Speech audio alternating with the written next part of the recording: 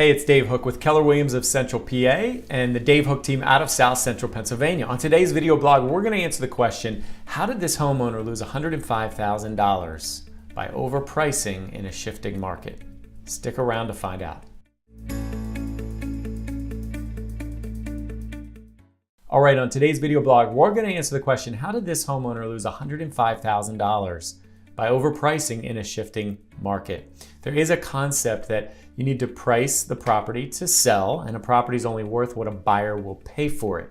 The reality is when a market is appreciating in value, which most of the time the real estate market does, and inventory is tight, sometimes homeowners choose to price their property a little higher than what the data shows that it is worth. And sometimes that can be okay because the market improves to that price and they get an offer, or they get close to what they're asking for.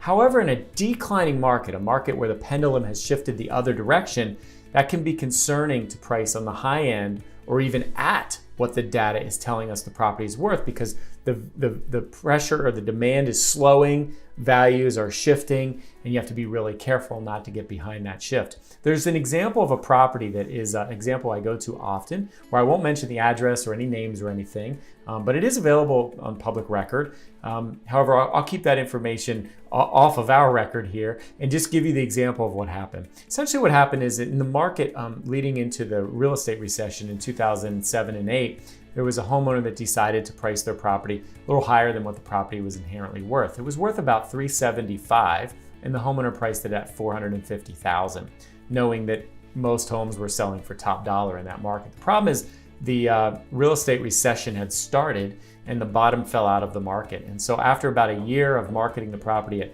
$450,000, they had a real estate agent at the time, it wasn't myself, they decided to reduce the price to $400,000. But at this point, it was 2009, 2010, and the property value inherently when it started was $375,000. Now it's probably $350,000 or $325,000. So even though they'd reduced the price to $400,000, they were still priced higher than what the market was at the time. Another year went by, and the inherent property value is probably closer to $300,000 or $325,000. They reduced the property price to $350,000, lower than what it originally was worth. But now the public was saying, what's wrong with this property? Why hasn't it sold? And it became stagnant, and that can really hurt a property's inherent value. Essentially, this property ended up selling for a little less than $275,000 in the recession. Again, had they priced the property at $375,000 to begin with, which is what the data had said it was worth, it probably would have sold in year one or maybe in the first couple of months. But they chose to price it too high, and then they had to chase the shifting market down, and they ended up with a sale price of $275,000.